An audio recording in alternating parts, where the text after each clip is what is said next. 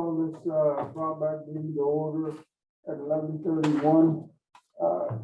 We have someone doing the invocation and pledges. Yes, sir. We have Mr. Roger Campos who's going to lead us in both of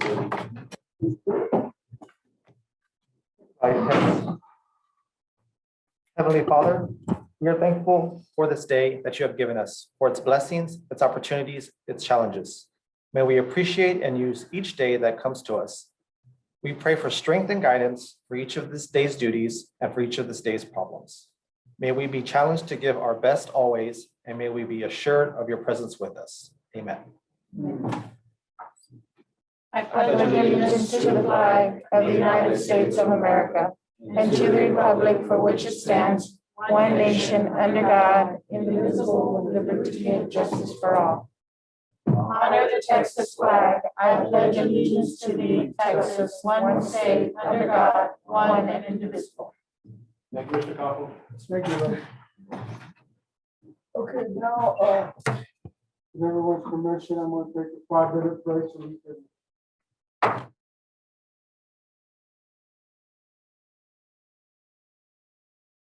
Okay. After a little break, we'll go back into session. Item of information number 3, we'll start with A, Southwest High School and Southwest Legacy High School graduation and commencement updates. Yes, sir. We have our 2 esteemed high school principals who are joining us to give us kind of an overview of graduation and numbers and some of the protocols for that evening, which is coming this Friday, evening and afternoon, which is coming this Friday. Just like to point out that next year there'll be a 3rd principal here because we'll have our first graduating class. So we look forward to expanding that. So we have Mr. Black from Southwest High School and we have Mr. Gidry from Southwest Legacy High School. And I will turn it over to them and let them both cover the respective high school commencement. Well, good afternoon or almost afternoon, exactly where we're at. Glad to be here. I'm not sure that the word esteem has ever been used with me before.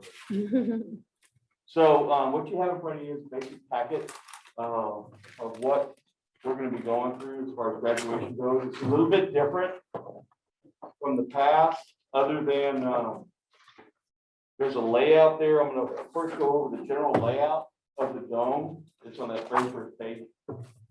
The dome, we started meeting in February. We went down in February and met with them, and at one time they told us one thing, and it's going back and forth. But with the amount of schools that they're doing now, it used to be they did about 30 graduations. Now they're doing close to 60. Wow. Because with the Joan Harry being closed down for graduations and some of the promotion at the AT&T Center, most of those schools have been taken over by the dome. So the big issue that I think is probably going to come across y'all's table is the configuration of the dome. If you're looking at the big picture, if you're looking at it this way, where this side used to be over here, where it says right here on the left, that little square is, that's kind of where the students sat. So that's the end where we have it kind of closed off, so it's a little bit smaller than normal. Well, some of the class sizes that they're going to be graduating are 850 and 900. So with the spacing out of the students that there has to be, of course, what the dome is recommending, the stage is moved almost to the other end of the actual facility. So the whole dome will be open, the whole horseshoe dome will be open, but the stage will be farther away than it normally is.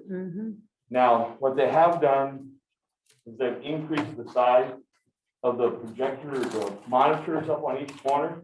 So they're about double the size that they used to be. So the really large screen, 4-corner TVs. So you may not be able to see the actual stage from where you're sitting. Not y'all in general, but the parents. But the TVs are so big that they'll be like closer to normal. Plus there'll be the square that's normally in the middle will be down as well too. Because they can't move all this configuration back and forth, back and forth, back and forth. So we're really kind of at the mercy of the dome when it comes to all the different schools that they've had to play on the layout. The stage, the next one is basically the stage layout. That's what it'll look like. We're not changing anything that we've done on stage. It'll be the student leaders on one side and then board members on the other side. They'll already have their diploma when they walk on stage, just like we did last year on the football fields. And then they'll just come across and you'll go through the receiving line, just pretty much the way we've done at the dome. And at that point, it's how y'all deem as far as whether you're gonna make one line, one or two, or I'm gonna let Dr. B kind of go over with that. So parking and transportation, we sent out some information to our students on what they needed. Most parents that we were in contact with us prefer that a lot of their kids not ride the bus. And so we had a kind of a split grouping of some wanting to go ahead and pay for parking and have their student be down there early. Some want to ride the bus. So our numbers kind of fluctuate a little bit. We've got about 250, I think, at this time that want to ride the bus. And the rest have chosen to go ahead and buy their own parking. So it is being provided, transportation is being provided, which is what we've done the whole time. And so we do have the charter buses available. We had about, you can see 194 opted to ride the bus and 164 opted out. So we have 7 charters, and I think you guys have 8. And then the bus is going to leave here at 9:20. And this is, I'm just going to go through the stuff specific for Southwest right now. Buses will leave at about 9:20, arrive at the dome at 10. We'll go through our practices because we don't have the area in the back. You know, Mr. Sullivan, the area where you come out and get them riled up before graduation, you know that area. We don't have that area in the back. So we will be dividing them and putting them in the tunnels. So you won't really see the graduates. They'll be in the tunnels already rather than being behind the stage like that, because we don't have that room now. So that'll be a little bit of a change. The rest is just a flow of the way things will happen, what time bus is going to leave, practice and graduation practices from 10:45 to about 12:45. We don't think it'll take that long. In 1 or 2, we have some rooms available on both sides for the students to get dressed and put on their gowns. Most of them already come dressed. They just have to put their gowns on, and then they clear for the dome. So, and then the next part is Joe's part. Any questions on my part? I have a question. So they're gonna get to the schools at 8:45, they're gonna graduate at 2. Are we providing some kind of a box lunch for them? As far as inside the dome, we can't take any food inside the dome. So we're trying to figure out exactly what we're going to do. I know we can take in snacks and waters and those kinds of stuff for them. So we're providing that part. We're trying to figure out if we can actually give the kids something before the end of the dome, and we're still in conjunction with the dome. So we're trying to figure out something, because it is going to be kind of a long, we're encouraging them to eat breakfast at home, eat a good breakfast. But you know how that goes. So they can eat breakfast at school. We'll have the breakfast provided at school. We're looking with Winston about just making some sack lunches for them that we can all have down there as well. Yeah, that's what I'm thinking, some kind of a box lunch. Yes. Yes. So parents are sitting at both ends? Parents are sitting on either side. So, so they're really going to be available all the way around the whole dome. If you can imagine being at the dome and sitting at the 50-yard line, the stage will be at one end zone, and the students will all be facing that way. So really, they'll have the whole loop of the whole dome. So they just open up the whole dome. Pretty much. We're from end zone to end zone. Correct. Correct. Rather than, it was called the illusions, where they had all the screens and you were kind of compressed to that one. 50-yard line. Correct, the one horse, even less than that. the actual stage, we're going on about the 30. There'll be plenty of 35. seating. Correct. They're seating for at least 6,000, more than that now, because with the lifting of restrictions, Yeah. it's more than that, so there should be any problem. Did the kids get tickets? Did I hear that or? And initially, when we went 2 months ago, or a month ago, they said we're only gonna have so many seats because of seating capacity, each student was gonna have 10 tickets. Well, then, when the governor lifted the restriction, the dome then, in conjunction with the city, lifted restrictions as well, so there's no more tickets, say at all. Okay. So it's open seating, they can buy however many And they the want. seating, is that separated or people can sit wherever, like right next to It's each all other open. or? It's all open. They can sit It's however up to they them if they want to separate themselves from other groups or not. want. Okay. Just so, at midnight, that same night. That's not required. Have them do with this, activity. So, So the students are gonna not, we're not gonna require the students to wear masks, or we are on that day? correct, Because at midnight okay. correct. And they'll still be, they won't be, I think they're gonna change the seating a little bit. Initially, it was gonna be 6 by 6, which is what spread everybody out to the whole floor. Now I think it's going to 3 by 3, so it's not quite too Not as far big. away. But there'll still be social distance and they won't be wearing masks. Okay. And then the dome requirements on guests are, how they're gonna do this, I'm not sure. But if you are vaccinated, you don't have to wear a mask, and there's different guidelines. So basically, the public is really, the young people's part of the responsibility. Right, you don't have to deal with anything else. Correct. That's good. We have, the beginning of the school, we had about 500 students, total seniors.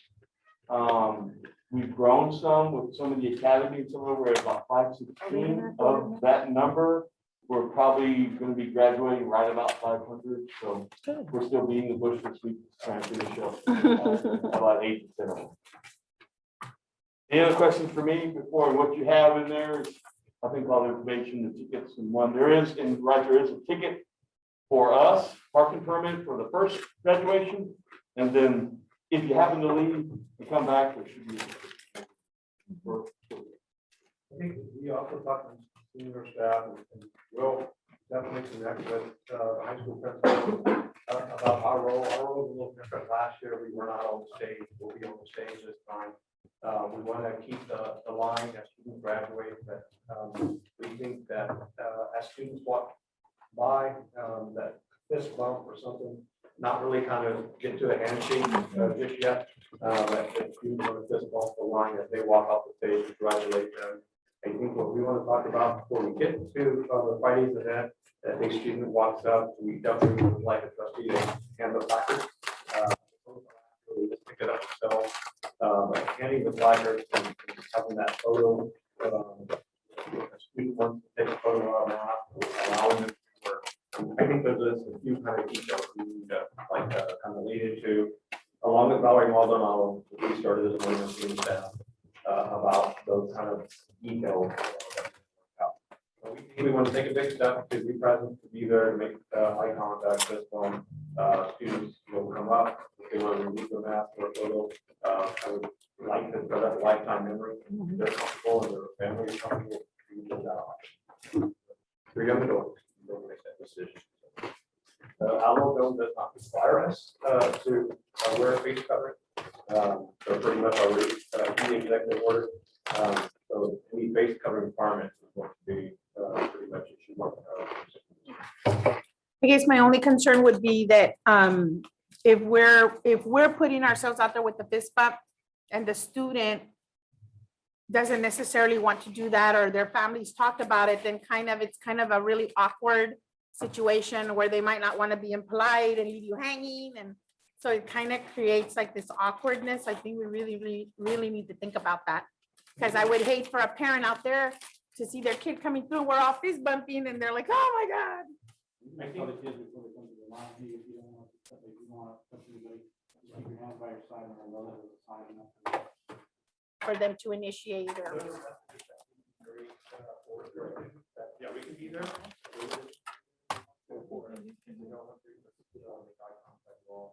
Yeah, not. I think we need to be real clear about that. Fair point. But I think what we're doing- doesn't mean anyone has to. So I know we're still just offered Mhm. state and trying to figure it out. So Yeah, I think what we'll tell them is, that they'll walk, if they have their diploma in hand or actually cover in hand, and they walk out center stage. What we'll tell them at that point, once they make that left turn and walk toward y'all, if they want to do that, you should go ahead and put this out. And then Yes, that way, it's y'all will them. know, Yes. you'll have an idea what to do. If they don't, then you just keep on, with two hands. It's the thing, we'll have to remind them. I'll be that last person. Okay. Yes. Just that if you want to. If you want to, right? That'll be good, because then it'll be awkward if Yeah. you don't know what to do. No, and that way we know. We are gonna be passive. They're gonna be initiating. Okay, Right. It's sounds gonna be good. initiated by them. Okay. And then that will be- Try to closely train when we do that in practice. Okay. Sounds good. Just so the layout is the same thing, there's no really any difference there.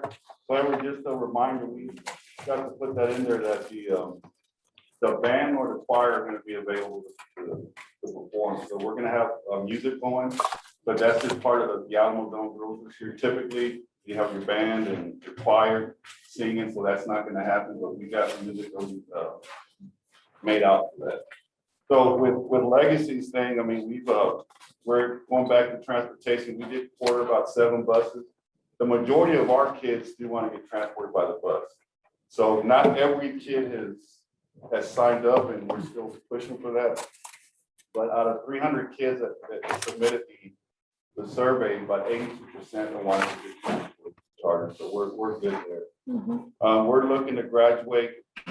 On paper, we got about 475 kids that we're looking to graduate. And with, we know that every senior class is special and unique in its own way. But with this particular senior class, the Legacy, the first group of kids that go through Legacy all 4 years, from the inception of when Legacy was open. So this is a big deal for us and for the district as well too. Because when you think about opening up Legacy, went to the bond, it was for this moment exactly. So about 474 kids. We're working with about 50 or so kids this week to try to get them on point with their IGCs, but I mean, that's really about it. But again, the big thing for us is just getting that first cohort of kids to go through Legacy 4 years. But as far as the layout, everything's gonna be the same. With Southwest High School, the dome is not changing anything. If you need more passes, we can get you more. That's not a problem. So just kind of let me know that moment, and we'll take care of you guys. Any questions for me? we're safe, it's a lot of work. Where you have your senior level sponsor to cover strength, both of you, taking a big step, not all the way to work post-COVID yet. Allowing us to take a big step.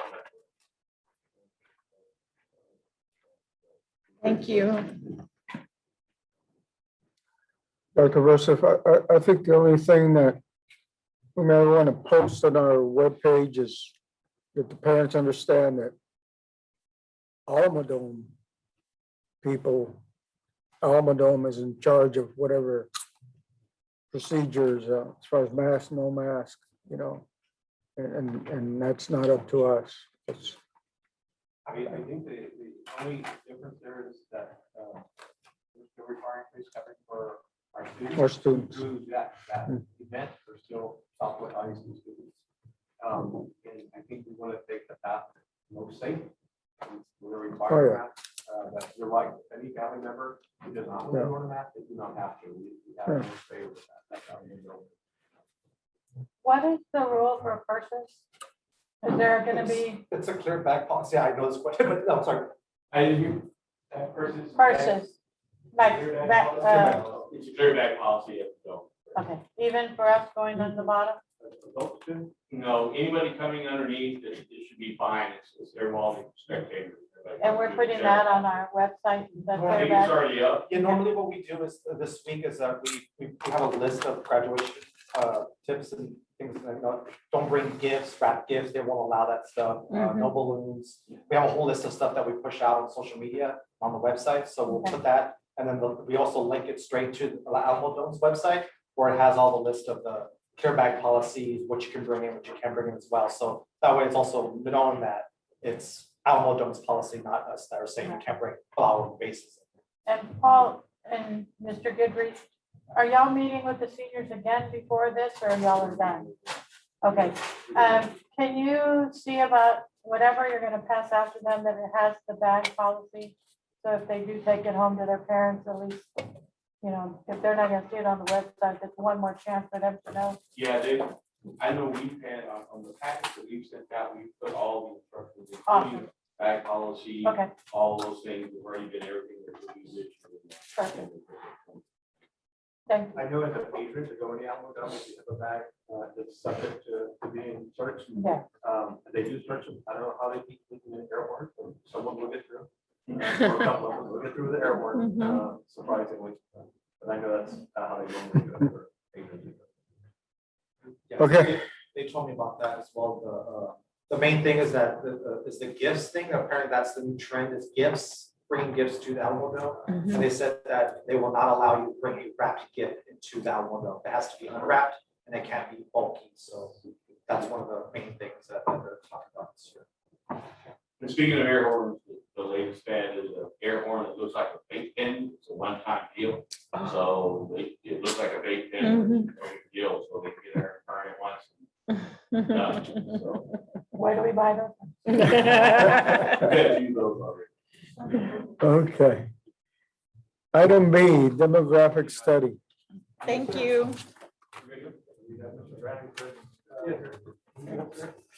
Well.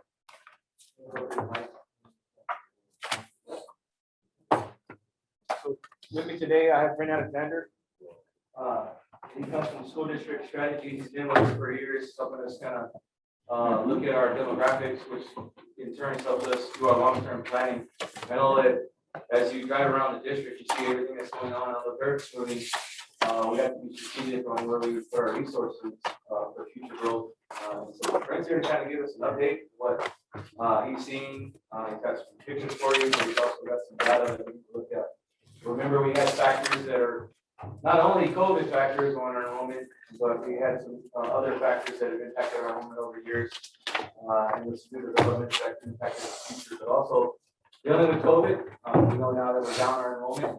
What does that look like for us in the future? So I'm gonna start off with Brent. He's gonna go through his show, slideshow with you. Yeah, I actually printed out his work for you there, so you kind of go along. If you have any questions, go ahead and ask at the time. So I'm gonna turn over to Brent. Thank you, Brandon. Good afternoon, everyone. Of our annual demographic update for you today. As we typically do, we start with the national statistics on population and total number of households in the district. As you can see for 2020, the total number of total residents for the district is estimated to be right about 66,000 people. Total households now just about 18,000. Well, those numbers are about 3.78% higher than they were this time a year ago. But the key takeaway here is these are our final estimates that we get before the 2020 census comes out. So the timeline for big picture geographic areas for the state, city, potentially school districts is September. But we're not going to have data down to the block level until December, maybe June. That's where we're really going to get some beneficial data that we haven't had for quite some time. So let's move on and take a look at some of the enrollment history. What you see here are the total number, or the official numbers for the 2020-21 school year for all the districts that make up the greater San Antonio area. You can see the official enrollment for Southwest ISD is 13,474, which makes the district the 7th largest in terms of total enrollment here in the district. Now this slide shows the annual fall snapshot numbers. So you can see going back to 2010, how growth grew to the 2016-17 period where it peaked and flattened out these last couple of years. And then this past year, the number has come down substantially. So you can see the COVID-19 environment has had a pretty big impact. Now, I want you all to know that you all aren't alone. This has occurred statewide, nationwide, if you will, too. But officially, Texas enrollment for the state is down 2.2%. But generally, we've seen about 2 to 4% of districts all across the San Antonio area and greater Austin and Dallas-Fort Worth, where the students that were enrolled in 2019 basically no-showed this past year. So I put this chart or this slide together here to let you see what all the districts in the greater San Antonio area have experienced. It's pretty fascinating to see that 26 out of the 32 districts lost enrollment from 1920 to 2021. And the average decline was 4.5%. So Southwest losing 2.8%. It's kind of right there in the middle of the road of what we've seen. But that the blue area there, the cooling off, you can see quite a bit of loss there for many of these. So officially, the number, or the year-over-year number, is down 390. That's a 2.8% decline. That is the lowest enrollment decline that the district has seen in more than a decade. Over the last 5 years now, the district is averaging about an average of 0.3% loss per year. Now, there's several factors that are playing into that number since 2017, which we're about to go over. So, as we talked about in previous reports, since 2016-17, the declining enrollment for the district has primarily been the result of smaller elementary enrollment. You can see the number here for K-5 since 2014, down 815 students, 13% decline. But notice your high school numbers are at record highs. That's also a trend that we've seen statewide during the COVID environment. Many districts have seen their middle school numbers at least flat, but record high school attendance this past year. But what we've seen in most districts in pre-K, kindergarten, and on into the lower grade levels is where COVID has had the biggest impact. So here's a closer look at each of the grade level numbers. Pay particular attention to the pre-K number. That number actually climbed to 837 in 1920 and fell all the way back to 596 this past year. So a lot of the decline that the district has seen has come there in the pre-K number. The number for kindergarten has actually gone up. So that's a little bit different than what we've seen in a lot of districts. But you all know that behind that last wave of growth, you can see that I've highlighted those largest classes dating back to the 2020 or 2012 timeline there, 2013. Those classes have all aged up to many of those up into the high school grades where you're seeing that record enrollment. But what's important to take away from this slide here is that you're lopsided in the sense that your secondary grades are averaging 1,064 students per grade compared to K-4, which is now 884. So as each one of those larger classes graduates, you're basically seeing about 180 student drop. So we have to account for this in enrollment projections. So when you see at the end, you're going to see how much housing growth is coming. We're slowing it down because we're having to account for things like this that are occurring within the district.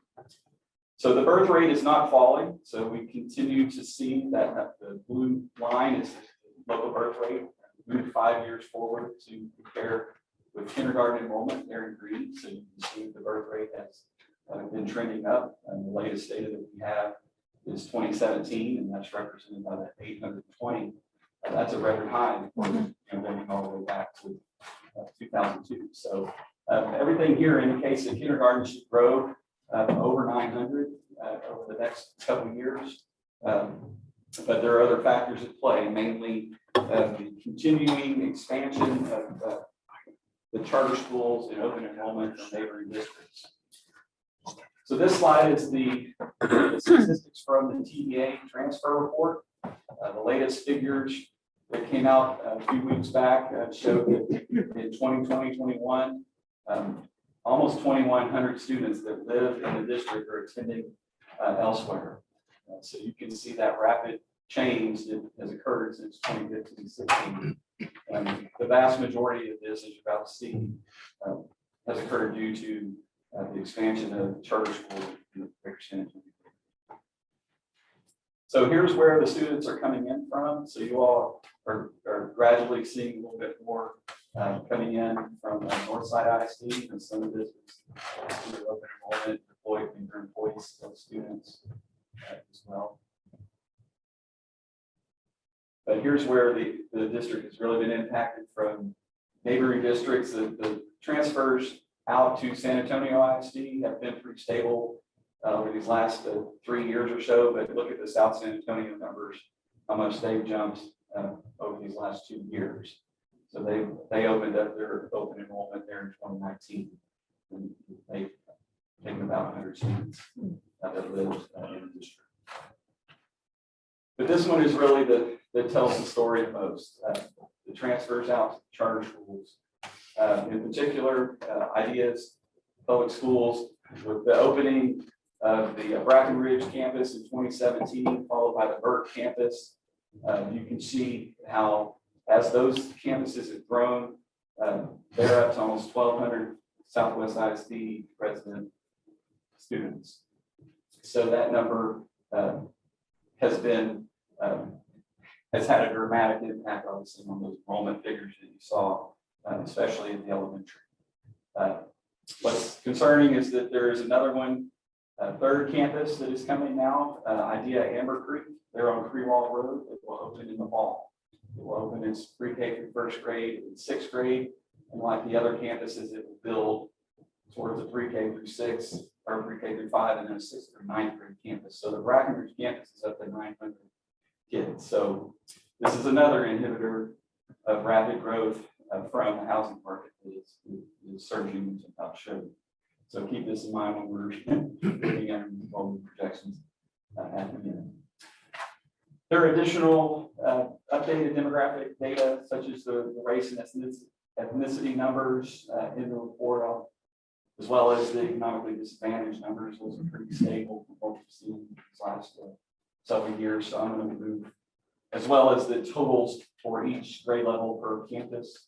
Those are in there, and let's move on and look at a little bit more on the impact of the enrollment changes. So we geocode every year. This spring, we mapped 13,528 addresses. 93% are mapped inside the district boundary. That's down a little bit. As you can imagine, we've seen with the losses due to COVID, as well as transfers out of the district, that number has come down. Now we use the elementary attendance zone and broke them down into smaller geographic areas. And so you got to get a better sense of where the students are distributed proportionally, geographically across the district. Look at how many kids you have out on the far west side of the district. Now this is all pre-K through 12 using these planning zones. And you have a lot of kids out there in that Elm Creek area west. But densely populated areas, especially in the metropolitan area, as well as the Muskogee zone in the north. Now, looking at a comparison from enrollment for 2017 versus the geocoding for 2021, you can see how the areas there are represented primarily by the Sky Harbor, Indian Creek, really the McCall attendance zone there, the losses, as well as in the north there in that Marbach border. But those two areas are right next to the two IDEA campuses. So you can see how they set up on your border, and it's impacted student enrollment in those areas. And this gives you some numbers for how the change has occurred, especially there at those younger grade levels, especially in the Sky Harbor zone, as well as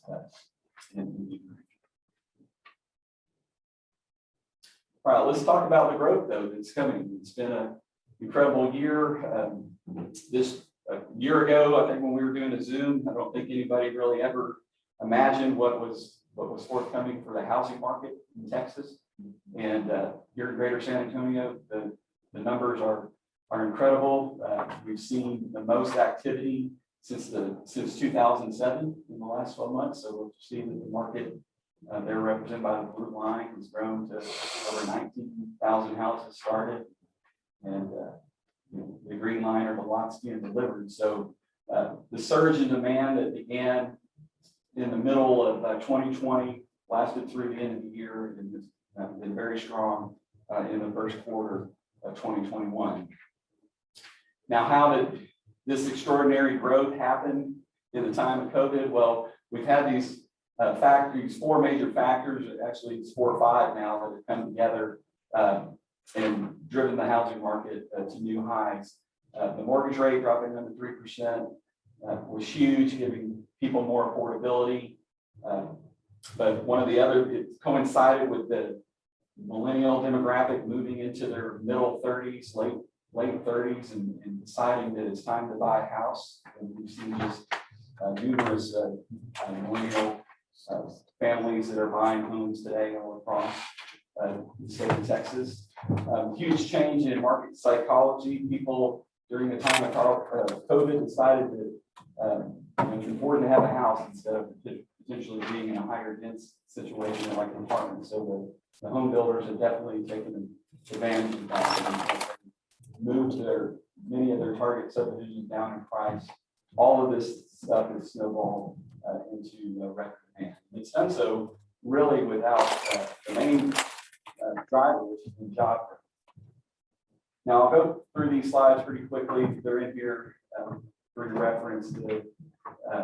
The mortgage rate. Here's one that's real important: lack of supply driving people. We're at a 30-year low of existing homes out there, driving the market, and driving home buyers over to the new home side. But really here, it's been remarkable to see all this without major job growth.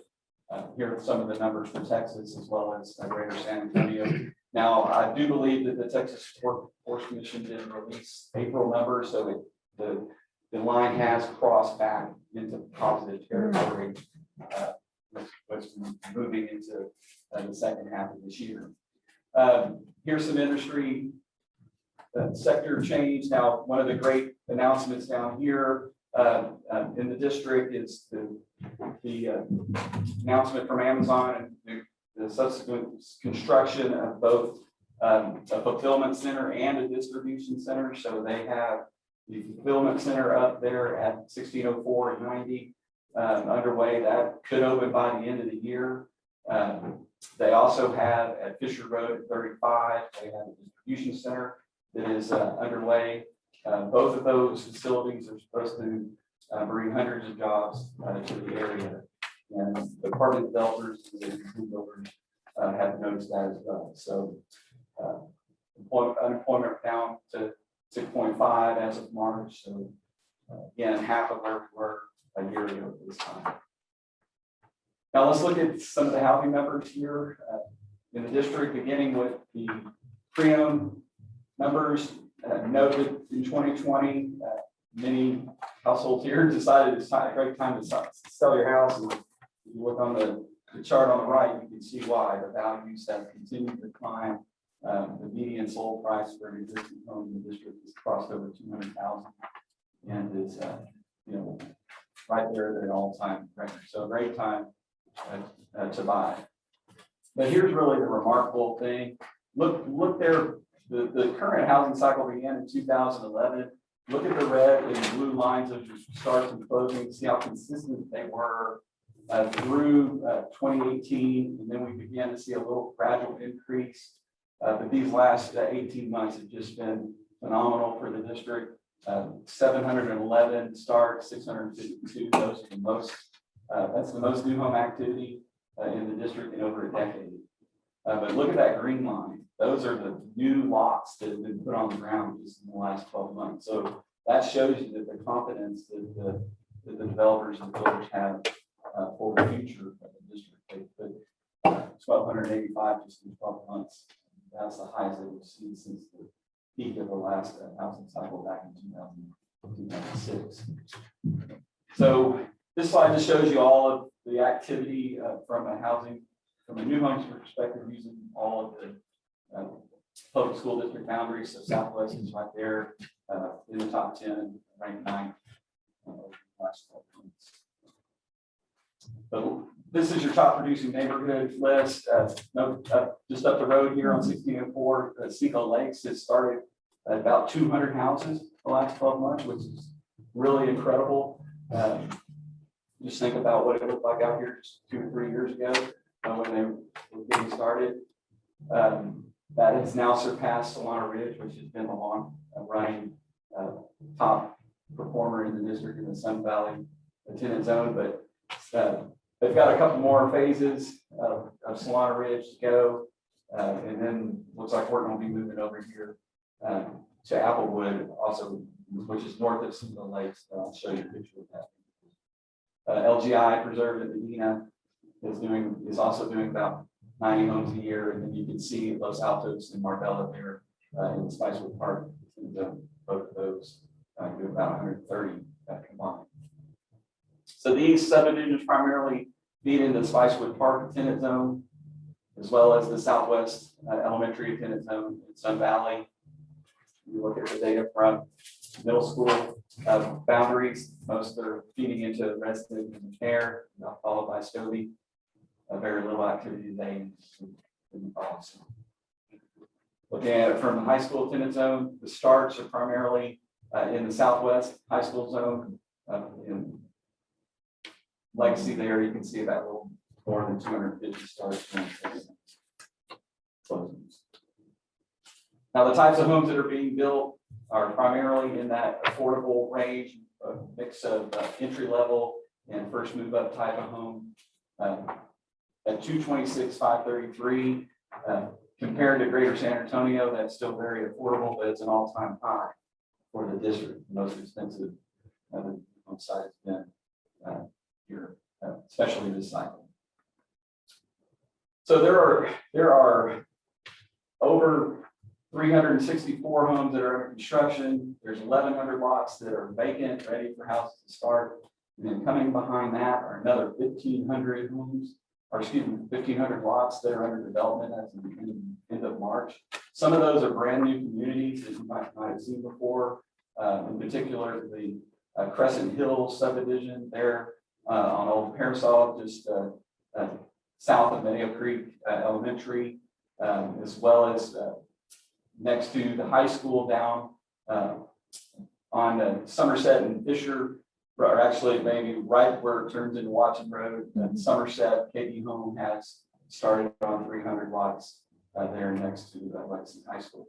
Now, remember a year ago, we were thinking, we weren't quite sure what was going to happen with VITA, and they actually have not only started, they have started in phase, so there's 260 lots. It's real, I guess I can say it's real, and here's the first phase under development. So in addition to all of the single family, the multifamily market is growing again. If you've been out to Meadow Creek Elementary, you can see the Scott at Meadow Creek. That is 324 apartments, also known as trailer flats, but the official name of it's going to be the Scott. And those should be finished by the end of the year, but it's probably going to be the 2021-22 school year when you start seeing people lease in that complex. Now, the San Antonio Housing Authority helped push through a couple other projects, but those two are waiting for state tax credits. The developers have applied, so that they have active applications out. Those are the old Parasol Flats, which will be right there on the east side of 410, just north of where the auditorium is going in. That's 345 units, and then down right there at Somerset and Fisher, Bristol at Somerset, that's another 345. So in addition, we've gotten some new plats. So when we go through the report, note that there's some additional subdivisions, including some interesting ones like up next to the Creewalk Road zone, actually next to the IDEA campus, the Militia Ranch, 226 lots, as well as 600 lot subdivision there along 35 and Fisher, called, right now it's just simply called the Fisher Road subdivision. There's a map in there. I'll move ahead to show you some of the pictures. So here are those 260 lots south of 410 at MEDIO. Now Hunter's Pond has seen its number grow, so they've added about 140 lots down here. So we look at that picture and we're like, wow, they really expanded the Hunter's Pond area. So that's what that total is there in the center of the screen. Now, the picture here, here's a close-up, is Bella Vista home builders. They're going to be doing APPLEWHITE Meadows. They're south of 410 on the east side of 16. And on the west side of 16, KD continues to work through Marbella and Los Altos. And then further down on Watson Road, LGI continues to produce more lots and preserve in Medina. Again, they're doing about 90 homes a year. Here's a picture of one of the houses at LGI, so you can get a sense of what new homes look like. Back over on Watson Road, this is Habitat for Humanity. They have a Rancho Carlota subdivision that's about halfway done. And then as you move up Old Pearsall, here's the, you can see the Traders Village there in the upper middle portion of the photograph. But it's a pretty big development here. They're south of Coleman Ridge. And there's Coleman Ridge, and then you can see Meadow Creek Elementary. You can see the Scott Apartments as well. That vacant land kind of center upper left is where the Old Pearsall Flats Apartments will be north of. So that apartments. So we're seeing a lot of the newer type apartment buildings being the 4-story mid-rise type developments. So these typically have yielded fewer kids in other areas, but these are going to be income assisted. So it's in addition to see how it plays out. So D.R. Horton just continues to add small phases to the Solana Ridge like they have for many years. Here's a couple more that they've got working. This pushes the total. There are 1,200 occupied homes now in Solana Ridge, and this right here would bring the total to just under 1,400. And then down 1604, go back and look at your previous reports from maybe 2 years ago and see how there's nothing there. And now look at all the houses that Syntax has built. Now, something to remember here is they've acquired additional land. A couple of years ago, this was about 500, 700 houses. This is growing to over 1,100 planned lots, as well as the Medina Landing, which is 200 lots. Now, this is something that is new. You might surprise you. This is Lennar's ultra low entry-level product beginning at 120,000. So this is about the very beginning of the housing new home market in Texas right here. And then up 1604, this is where your Horton is going in with Express Homes next to the, or just across from the fulfillment center there just south of 90. There's 700 lots in Apple. And then Lucky Ranch is built out right now. You can see most of it in the Medina Valley schools, but there's still 299 on the lot, 299 lots left there that are southwest side. Can you go back to that previous one? Where is this one? Okay, so if you look on the left north, you're looking at 1604 and 90. Where is CINCO Lake? Is that that's not part of it? It's Further to down. the south. Okay, Don't forget the Amazon going back on the left. It's roll the loops back around back. okay. I didn't see that. Okay. So all of this means that the district is looking at about 700 to 900 houses a year, probably for the next 7 to 8 years. When you get out some of these, when you get out 7 to 8 years, then the forecast falls off. Probably likely not going to do that because more land is going to be platted and developed further out in time. But right now, you can see that we have about 3,900 homes that are expected over the next 5 years, potentially over 7,600 over the next 10 years. So this is plus the apartments, and there'll probably be additional apartments coming after 2025 as well. So this is where we start to think back when I talked about some of the rapid growth inhibitors. So this is where we have to look at, okay, here's what the houses are producing. So these are the updated yields. The overall number for the district is 0.52. You can see for elementary, it's 0.25. The easy way to think about that is it's taking 4 houses and give you an elementary kid.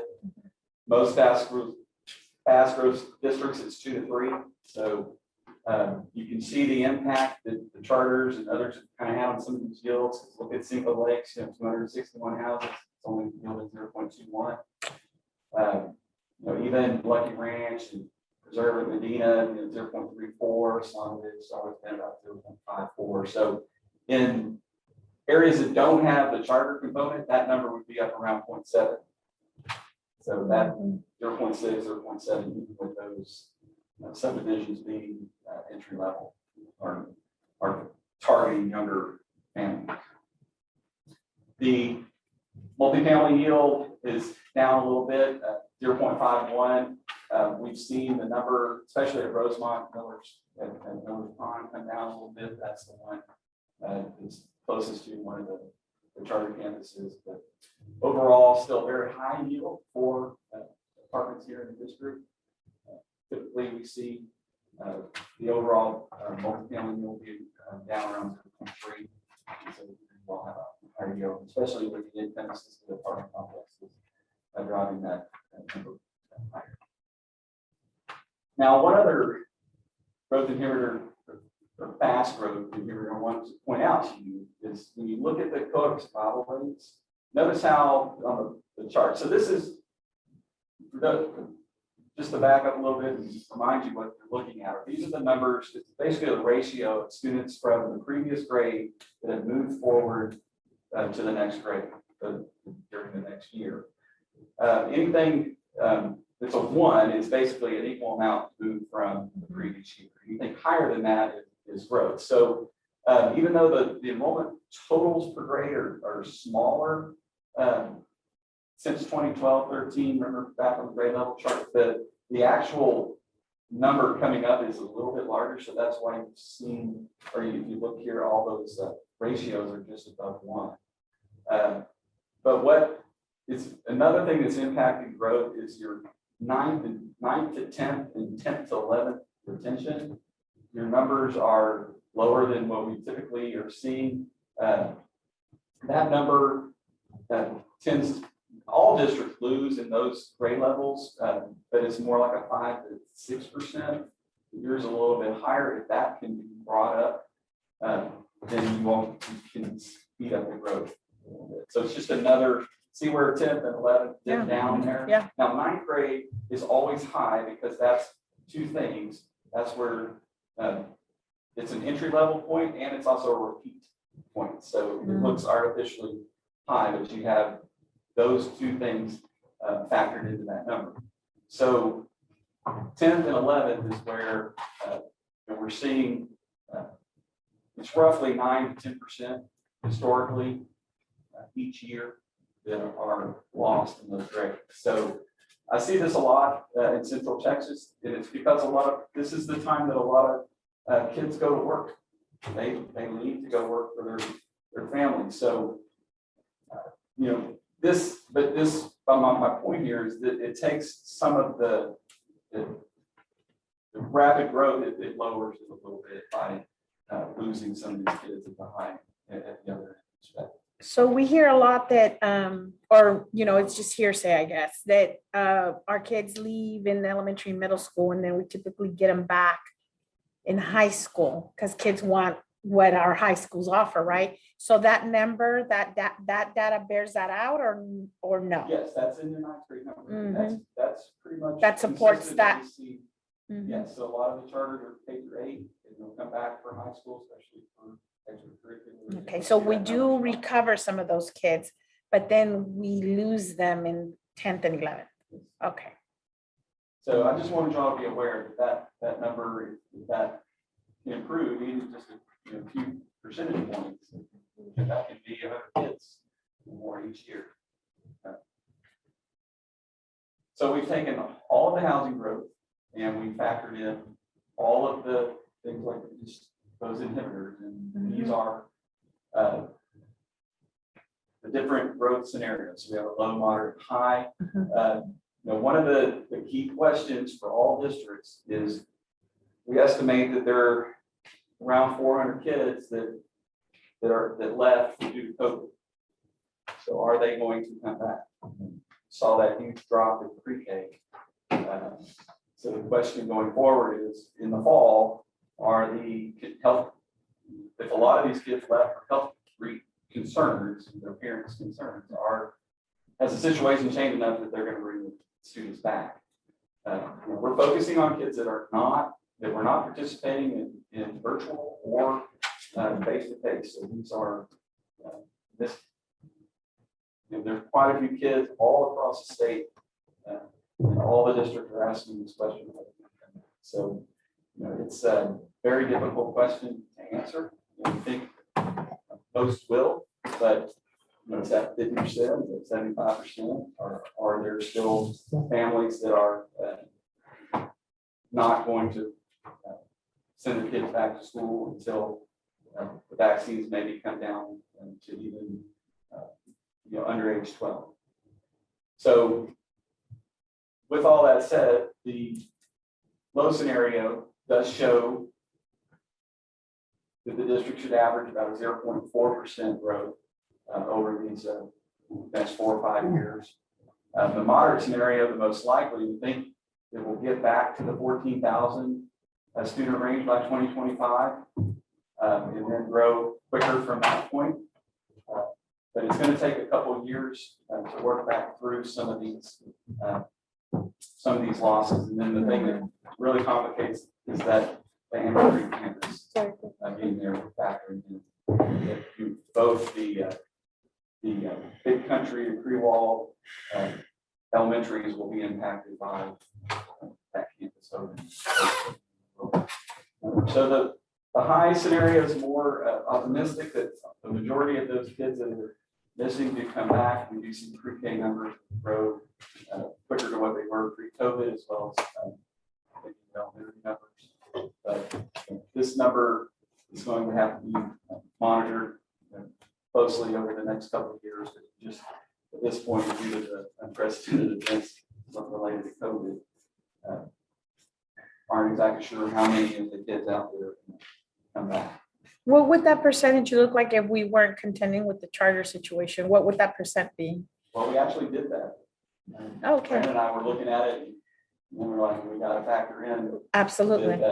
I'm just wondering. Over. I mean, that campus is going to be that big. They're not all going to come from the Southwest, but it's going to be a big majority. So, we were looking at, you could get back to 2 to 3%. If we were keeping the kids that. So due to the amount of houses that you see, it should be substantially higher. But there's a competition out there for all of the people that are moving in to the parks. And it's been in San Antonio a long time. It's really landed on our doorstep about 3 years. We're actually physically. So you can transfer out like or like other districts, they open their enrollment to be like anybody can come to school now that have a play to not just the idea school, but with other competitive districts. So are we competing with each other now? Yes. Pretty much. Yes. There's a policy called transfer. That's so we can accept transfer students in every district. But pretty much that's the whole emphasis behind the charter movement is to kind of divide all these kind of big, large districts up to smaller zoning districts. But the idea of what happens if this new system is more selective and can exit students off for X, Y, or Z, then they go back into the public system. So the fear is, and the danger is going to create these two systems that aren't equitable or comparable. And so that's the battle on the horizon that. And Pete, we only opened up our borders recently, what, 2 years ago? Yes, and we don't advertise, we do not turn. We don't turn anyone away. I know you saw the numbers with South San, so I know that South San really had a did we really notice that one out where there was this confusion that they thought there were more streets that belonged to them, that were their district. And so I think what I heard, at the time, like 2 or 3 years ago, was the parents were getting interested, hey, by the way, your child was South San. And I think that has some impact on what we've seen the last couple of years. We probably really honed into that. Yeah. And I see if there is confusion out there or. there is, when we did some walking this past election, I mean, we saw a couple of, they said, we don't send our kids to Southwest, but they were in our Southwest border. And they said, well, that's because my kid can go just 2 blocks down the street is the South San school. And it's like, well, okay, it's understandable. Yeah, so it's understandable how we can lose a couple more kids that way. When across the street, they can't go to Sun Valley. Just a couple of final comments. All the campus capacity has the ability to absorb the growth. The 2 campuses that we're watching are Southwest Elementary and Spicewood. Due to the amount of housing that's being built in those 2 attendance zones, they are the ones that are facing growing the full capacity the fastest, as you can see highlighted here. So all of the moderates, using the moderate scenarios, growth numbers are shown here, as well as for middle and high school. So I'll answer any other questions you might have. It's fine. When do you think that we would, I know it's moderate, but when do we think we'll max out our high schools or our middle schools? Well, I think right now you're in good shape for your high schools, especially because of additional students going over the campus system. So that I think right now, because the classes are smaller coming up, it's going to buy you some more time. If that starts to fill in, if these homes start to translate into younger kids, those classes. If anything, we need to worry about looking at some new elementary schools. Yeah, Spicewood. Probably 2 of them. Yeah, Spicewood and Southwest Elementary, CINCO and Reserve and MEDIO, we really need to look at. Resnick's gonna go pretty quickly. It does have capacity up to 1,200, but we want that, but the issue with middle school, I'll point out is, if you look at McCullough, it's right now about 730, but over time, because of those cohorts coming out of those areas, it's gonna be like a school about 500. So we may need to look at strategically, looking at boundaries of growth and planning.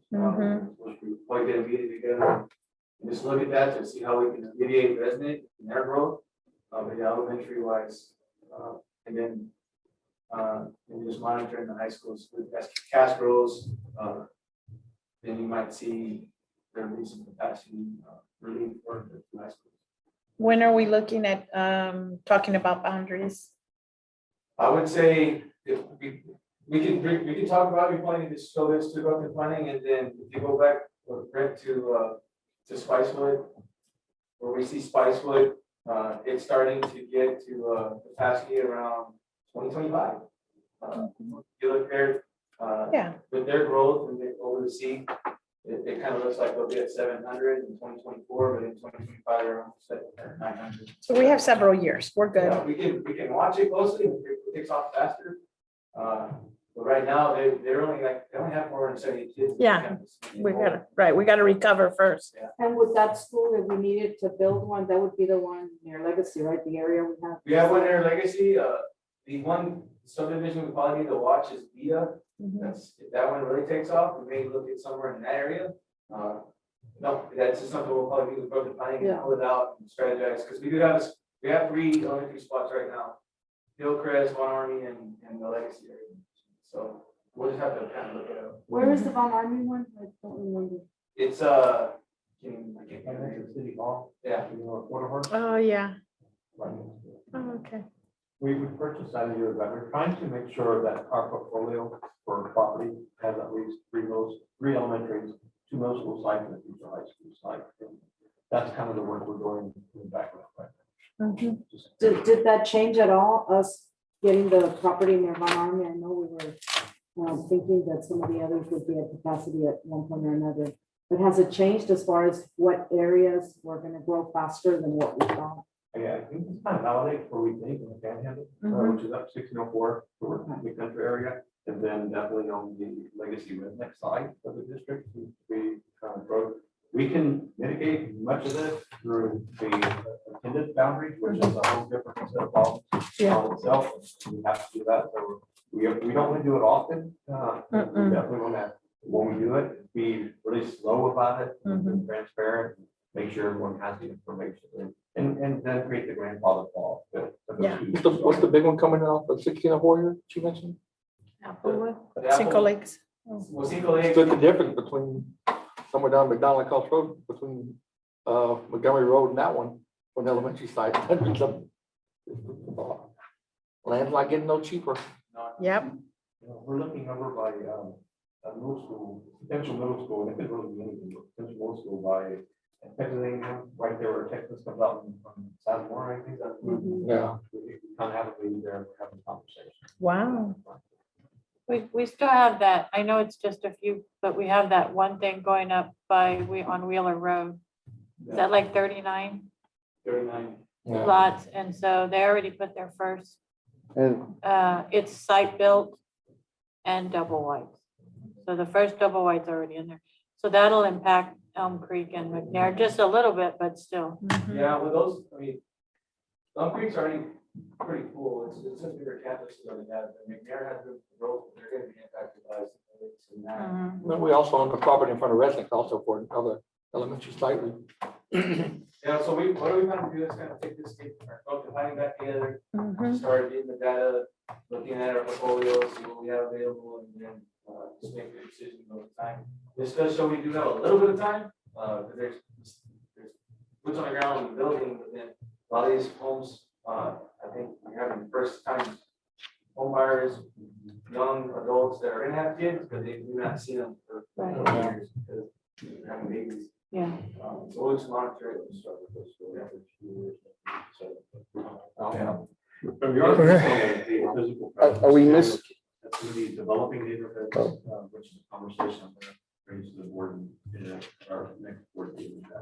There are some things in the arena of marketing, really branding, that need to be the first doorsteps. And we have a really stronger relationship with builders than we've ever had. And so we need to like congregate on builders and have a conversation about what we can do to make sure everyone knows that we are a viable candidate.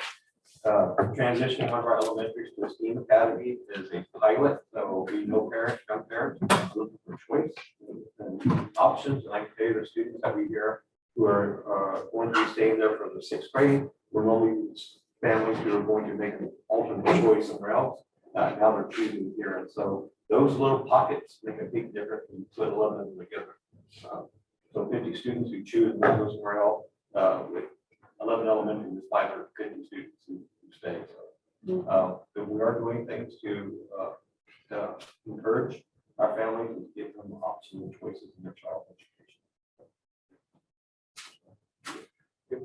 Question for Brent? No, great job. I mean, is there, Thank you. I mean, a lot on your Good plate. stuff. Thank you. I would, this doesn't include like all the land that's behind, like where Tim's is at, where you sold all that, because there's Fisher Meadow, I didn't see none of that on here. Is it that stuff that also may be coming through?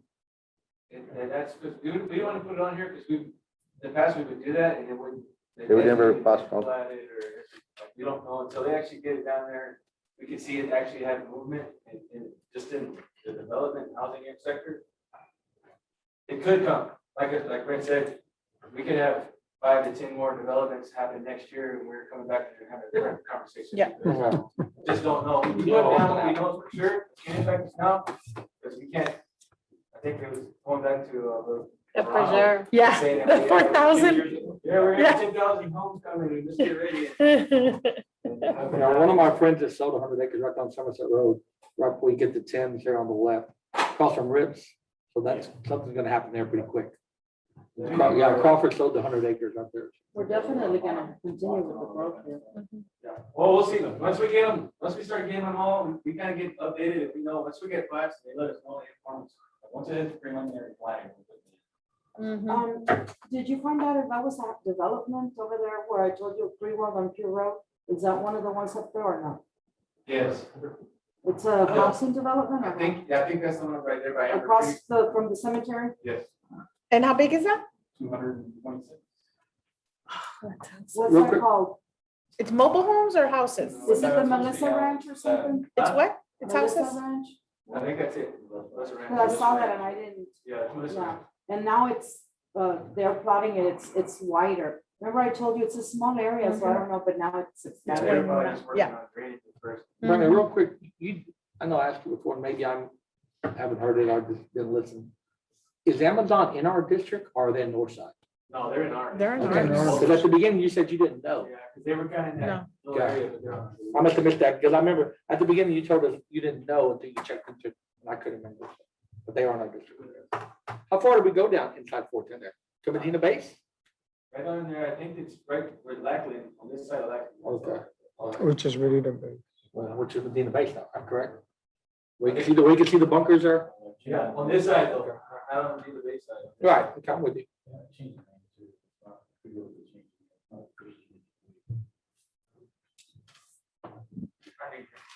Thank you, sir. Okay, thank you. Good information. Yeah, always good to stick. We're going to budget. Yes, SR. We got 5 minutes, Brandon. No, I'm gonna go quick. I'm gonna- No, wait, I understand. That was important because. the rest Yeah, of that you guys was- were that was not really good. here, so, The budget. yeah. As long as we're paying our bills. that's good, that's all that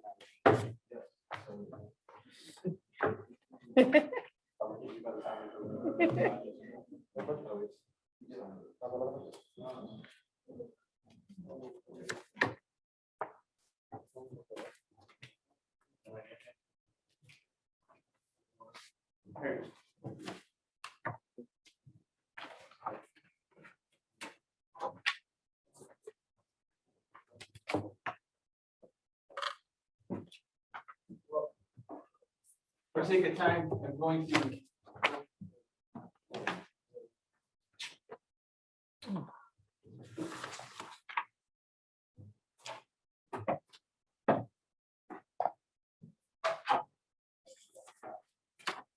I'm gonna kind of skip forward because the last time I was here, I don't have a lot more to update. Actually, I just got good data from Brent on the enrollment, kind of looking at suggestions, so I gotta go back and kind of work with everything. But the last time I was here, the board talked about, those questions asked, to run a 5% for para staff, for support staff. So I wanted to share with you, I just also wanted to share with you, I did run a new revenue projection. It's pretty close to what I already had. I'm gonna run another one now based on some data that I got from Brent, just kind of looking at it and putting our attendance rate. I did want to mention, last board meeting, the board approved the addition of staff. And then this sheet, this is the sheet that I wanted to tell y'all. So running at 2%, this is the compensation. Right now, our current payroll for professional staff is 74 million. If we did a 2%, then that would be about 1.8 added to next year's budget. We'll put it at 76, and then this is a separate.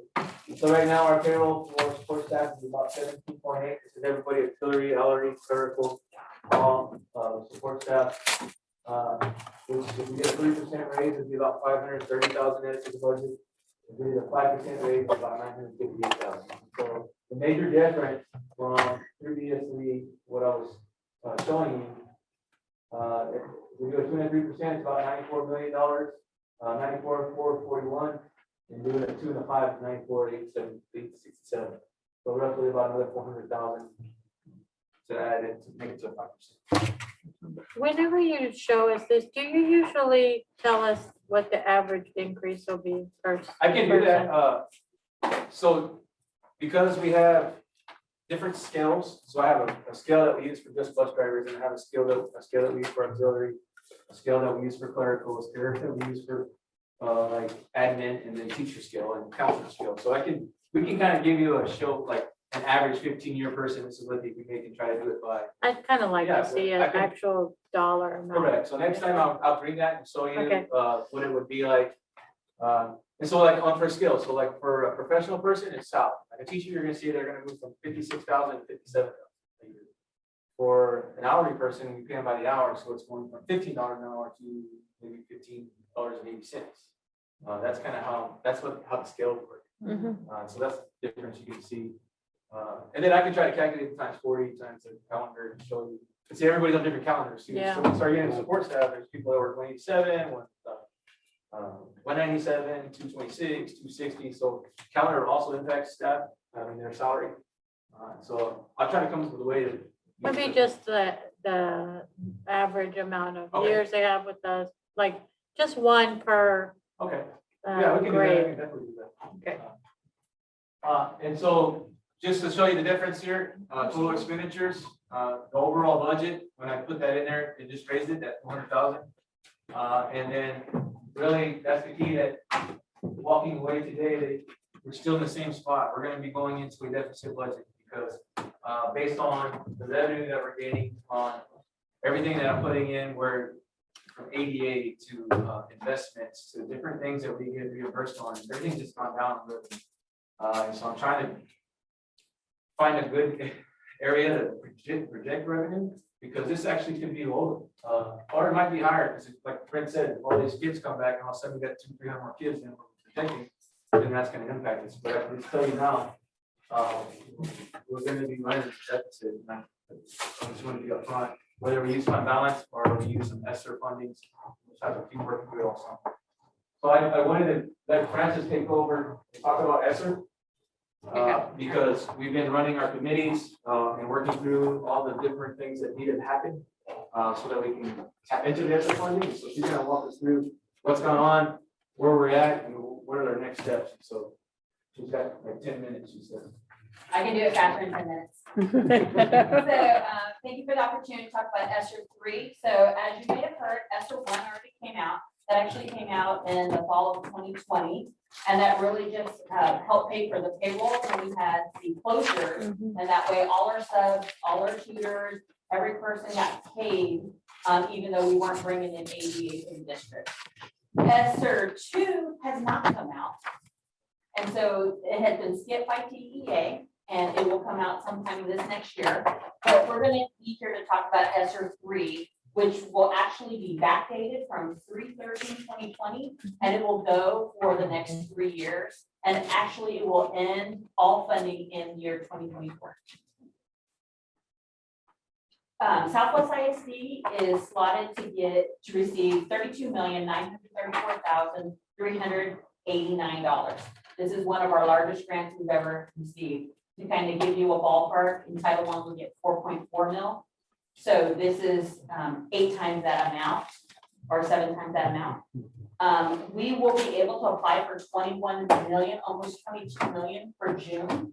The reason we can't apply for the whole thing in June is TEA has not received money from the federal government. Therefore, they're giving you the ability to apply for 2/3 the amount until the rest of it is received by the state. At least 20% of that must be dedicated to learning loss. And that's a really open-ended statement we'll talk about in just a minute. But $4,391,252 will be specifically for learning loss. That's the minimum, and that's not where we're looking at. But that is the minimum required by the state.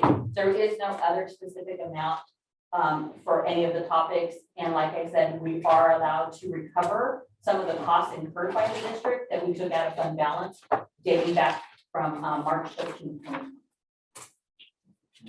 We divided the steering committee because this is not a one-person vote. This is definitely something that we need to get a lot of consultation. Our active committee has 56 active members. There's a subcommittee for each topic, and I'll discuss that in just a minute. We do have campus representatives on each of the committee, and we are working cross-divisionally to ensure that we get the needs from everybody. The grant intent basically is to mitigate the cost caused by any type of loss due to COVID-19 or how we get back to normal. So those two factors, and I'm going to talk about that in just a minute in detail. Our subtopics that we decided as a committee would be to address learning loss. That's one of the things that all our parents ask us about, that you probably get as board members. How are we going to handle the recovery of that?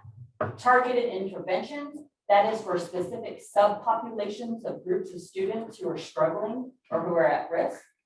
Operation and continuity of services, just daily operations, how we make everything work in the district. CDC mitigations, how we keep all our staff and students safe. Social emotional learning, we made that a specific target because that is something that we hear from the staff, from the students, and from the parents. And then leadership and well-rounded education, because there is a request to ensure that we receive professional development and we dedicate funds, not only just to the academics, but for the well-rounded whole child. CEA really allows you to use these funds for about 15 different subtopics. Like I said, it's very open-ended. I'm giving you an example. Number 15 of the allowable fund says, other activities that are necessary to maintain operations and continuity of services. That could be anything from payroll to how we do outdoor play, anything. So it really is, what is the need of the district? What is the consent of the people? And what do your staff need to make things normal? Things that are allowable are staff retention stipends, HVAC systems to have better airflow in systems, new buses that have air conditioning so that kids can have better airflow to and from school and activities, to reclassify and recover the cost of COVID-19 that we've already expended, for example, barriers, masks, PPEs, etc. And then, of course, technology, because that is the biggest question that we probably get. What we did was have each of the steering committees come up with the needs. So they are listing of needs they came up with for weeks. Then they prioritize those based on what they really thought would have an impact to either mitigate a learning loss or prepare us for reopening a full school. So these are the ideas that came up from each of the committees.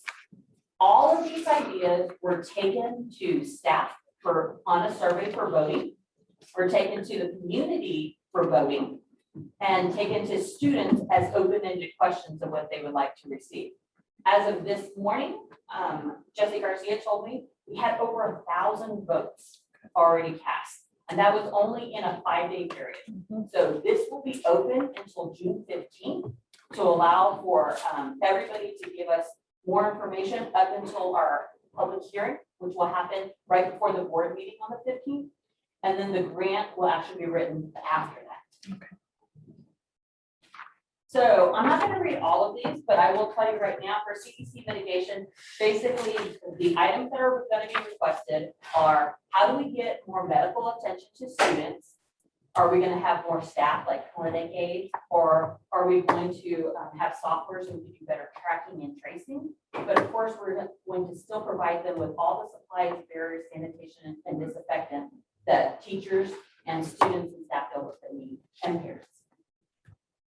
We have operation and continuity of service. The first one right there is really to pay back the fund balance for everything that we've already expended this year, including, for example, like $1.5 million in subs that we gave to campuses so that way that they would have coverage in classes. More technology devices to ensure that if we receive broken or devices that can't be used or need to be upgraded, we can take care of that, in addition to what was already provided by the bond. Air conditioned buses, air conditioning upgrades for several campuses, and just to make sure that we get hands-free sanitation devices at all the campuses to make sure there's equity in all the campuses for those things. Yes, sir. I just want the board to know that this is like a priority list that's going out for survey. These aren't like hidden stone decisions. Right. You know, just because if we did everything on here, it's like 205 positions. That's more than half the money we got. So Right. this is kind of like a starting point. The committees came to make, or I just want to make sure that we're going through this. I thought we were gonna vote on it right now. No. These are just our brainstorming, and then we asked our parents, what did they think about our brainstorming? And then there was an open-ended response. Give us more ideas for brainstorming. And then we actually held a parent meeting on the 27th, both in the morning and the afternoon. Thank you, Mr. Bernal, for attending, right before you went to employee recognition. And we asked parents, what do you want to see? What would you like to see? What are some ideas that you have? And so we're listening and soliciting more ideas, and then we send them back to committee. We'll have another committee meeting on June 4th. And at that time, they will start planning out budgets. And then we will bring all of these ideas, plus what the parents, students, and staff have asked for as priorities. And then we will start building a plan for $21 million. Is there a way that we can have board representation on the meetings when you're discussing that, or is that not in our scope of thing? You know, like that. Maybe with senior staff, and we actually get, because each committee, there's like 6 committees. Let's say board members to be on those. Well, it's just a lot of, it's gonna be a ton of information to be presented to us at one time to be able to say, I mean, I don't know, to me, that's a lot to just say yes or no at one, when you're presented the whole entire thing. So I don't know. I know that getting information from staff, because I know a lot of times you guys are asking, well, what's happening? You know, Yeah. We're trying to do the legwork, then ultimately we bring it to the board and we will come with recommendations, but ultimately we have to work to determine where the funds. is. No, I know. I understand what you're saying, we can do that. We could probably create a brown bag specifically for, Okay. with information on these items. Because if not, we'd have to form another district committee, That shows that, you know, which we could look into. 25 things they'll focus down on their committees. The priorities. But the only reason I'm asking is because, just for instance, the learning gap, right? So if you only have this much money and you have everybody looking for their piece of the money, right? So like my biggest concern is the loss of learning, right? But I don't know that we're really gonna know what that loss is until the kids get back to school on day one. Are we going to reserve and designate funds so that, because we're gonna have to test them somehow to see, oh, okay, are you on second grade? Because some of our families that have been doing the remote learning, I mean, they may think, yeah, we're doing a fantastic job. And then the kid gets back to school day one next year, and they're like, oh my gosh, I'm reading at the same or lower level than I was when I started the previous year. So like, there's some things that we might feel are we need to put way more money into, you know what I mean? Yeah. And because sometimes when we get the final picture, it's like, we've told these people, we only have this much money to do this, and we may think, you know what, we really need a little more money to do that. And so then we would be able to say, out of these funds, if you're only gonna allow this much money, well, we want this much money, so where can we get that other money from? You know what I mean? So I just don't want, we hear it a lot where they're saying, oh, well, we only had this much money. Well, had we known you only had that much money, we would have said, well, here, have this much money, you know, because it's, I just think we're gonna get back on day one and our teachers are gonna be like, oh my gosh, this child should be here.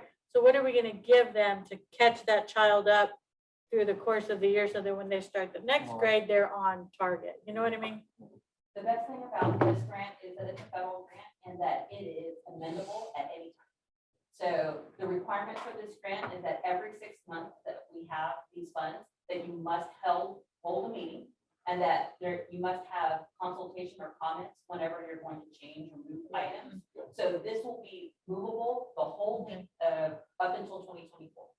So we will create an idea based on priorities and comments. We'll bring it to senior staff, we'll bring it to you, but it is always amendable.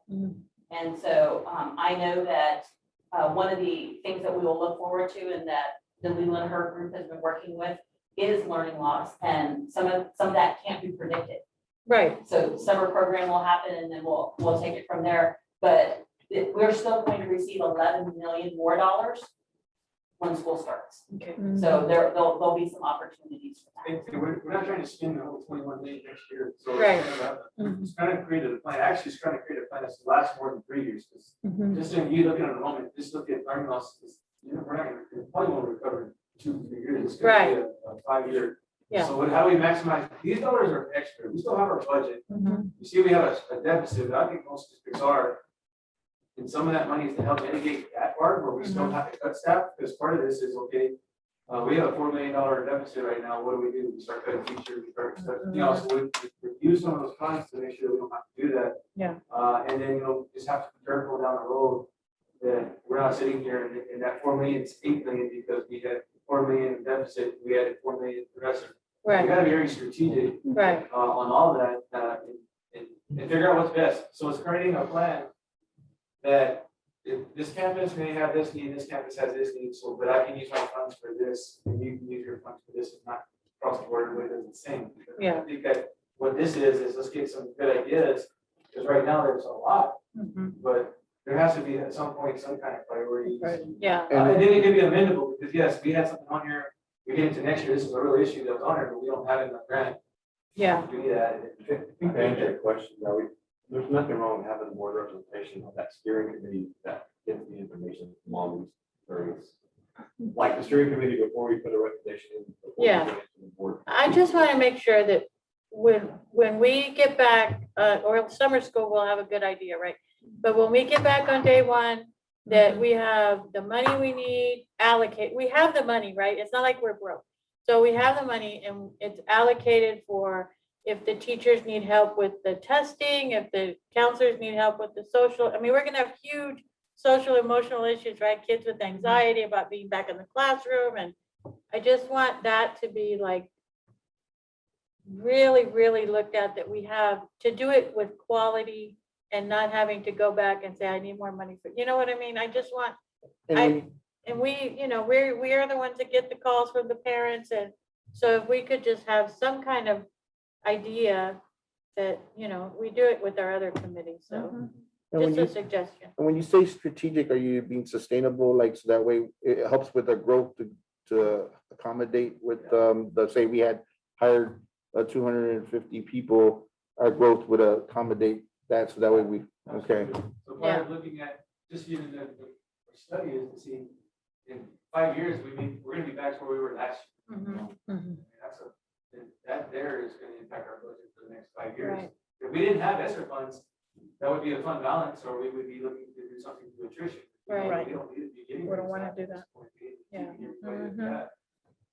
The other part is, if we're gonna run a deficit budget, and then we have some funding that we have available, but if you ask most of the committee members, is staff, or more of this, or more of this. But at some point, there will be a fiscal cliff that we'll all face. And so when I say strategic is, everything you're talking about, it may not be staff, but it could be the best PD that we get, the best resources that you get, and along with staff. Right, but it's not even a matter of hiring full-time employees.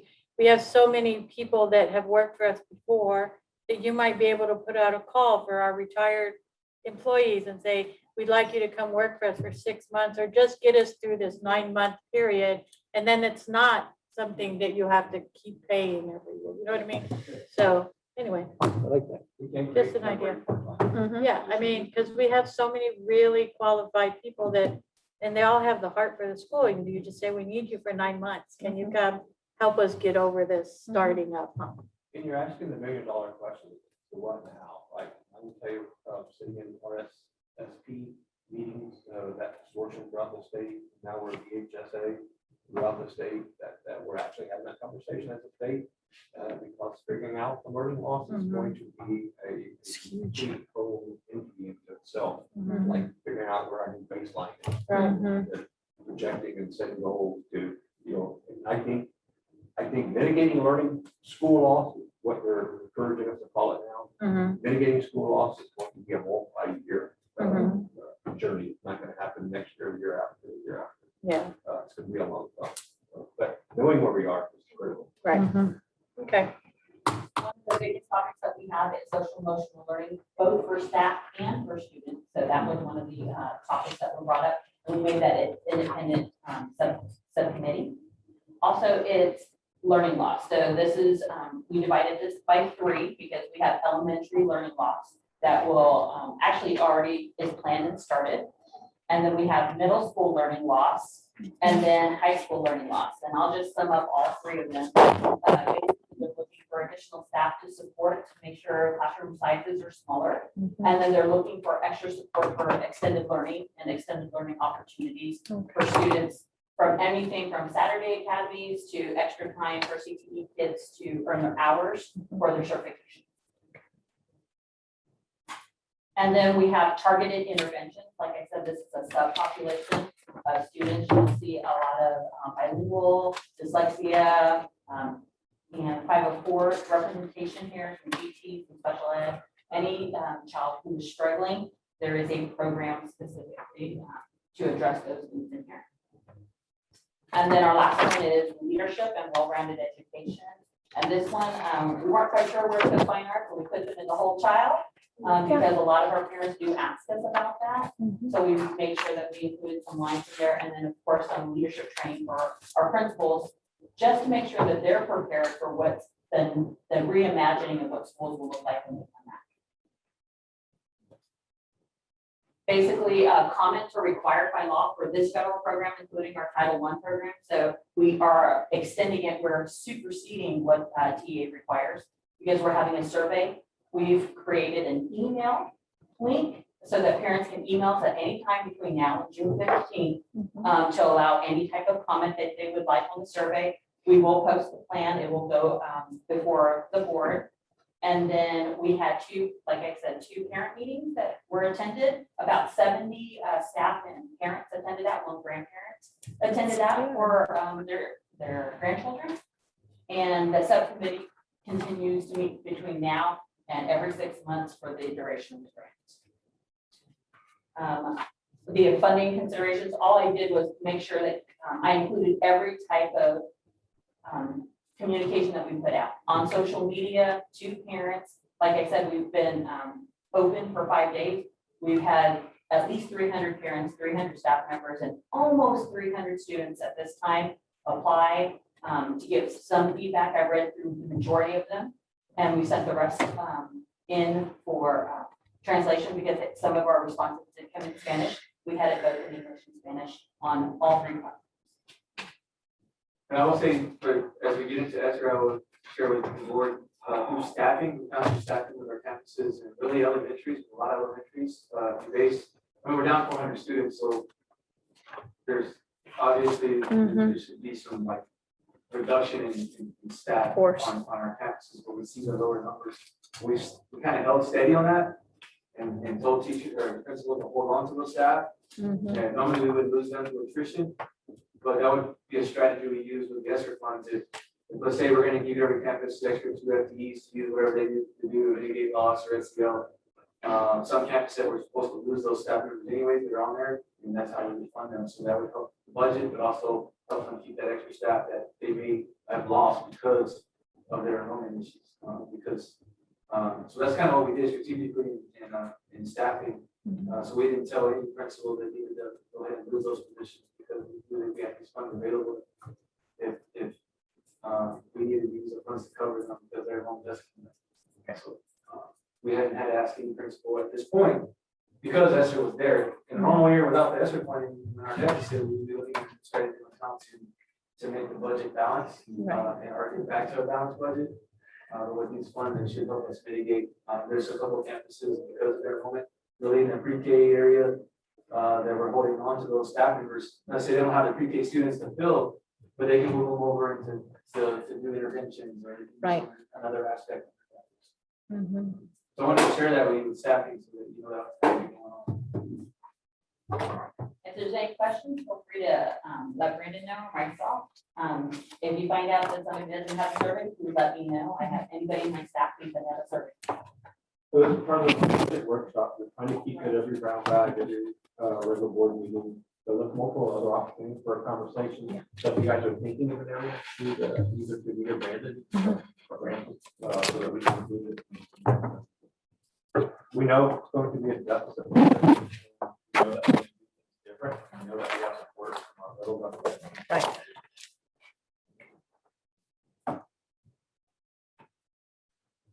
So, Okay. I know, yeah, we're really good at keeping time. So MDOS update, they released obviously over district assessment from the district assessment too. I wanted to also talk about over, so I know that every one of your places, you have this handout, and then you have people that right behind it. Some notes that I have made during one-on-one conversations. Principals, I want to provide. I did like the qualitative research. I asked a question, a leading question, just listening for the response of every principal I met with 18 or 18 principals right now. And so that work, I just tried to do that.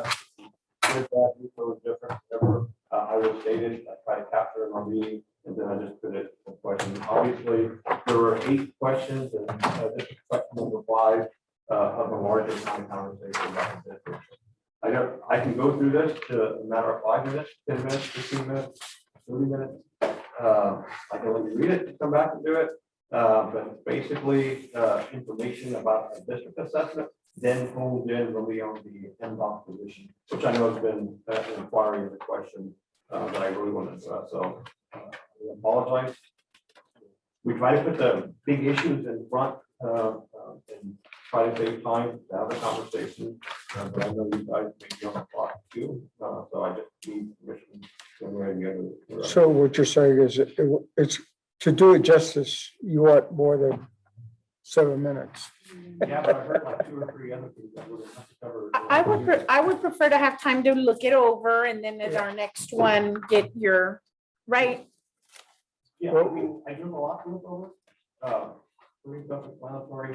It concentrates in the beginning. You're going to see our house, the house we talked about in our district, is foundations, the urban multi districts. And then what are those kind of live areas that we're working on, and then kind of give you some survey data. Just know that when you look at the survey data slide, that's representative of about 500 surveys that we received back from teachers, the 550 principal category, 17 principals submitted it. All right. Central office, about 50 central office staff members, so that you have an idea. N is around 700, 500. So that's one people research. And while we're on it, July 6th is not going to be our brown bag, is it? AO, or is it? That's July 4th weekend. There is no brown bag. Normally do not have a July brown There bag, is no brown. but I know there's a lot of information on this. This could also be June 15th, which is our regular board meeting as well. We can do it under item information. We try to keep those within 2 to 3 hours. Right. I would prefer we have it at a brown bag. I don't know. There's a lot of information that we may have to questions on it. If you want to do a July brown bag, you're more than happy to accommodate that. Well, I know July 6th is probably going to be out because it's July 4th is a Y'all are Sunday. closed, right? For the, A lot of people on vacation, aren't they? Yeah. On vacation, yeah. yeah, so that's not a good week. Well, let's look at that, put up some dates, and then we'll send them out to the group and see what kind of response we get. Okay. Okay? Okay, you one more thing? We have no closed session. You one more thing? Graduation is this Friday. The first one's at 2 o'clock, after 7:30. We do have an opportunity to hold everyone there and make sure we take care of everyone's needs. It's gonna be a long day, a long night. I think one that we're gonna all be happy to see our students in a more normalized environment. So do you have any questions about that? Just for your I don't know of any other activities this week. Castem has a play today at 6:30. Just let you know that. Mona?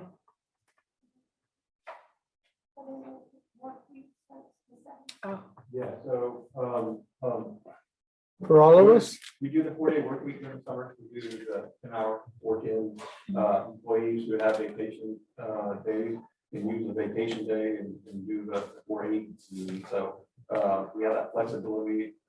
We have definitely, I heard earlier about the health and wellness of our students, but also our adults. Look forward to in our junior bag, we hear about the tiered system that CNI is really engaged in developing to make sure every student gets SEL support, but then also how we're going to address those students who need additional support and those students who need some really critical support.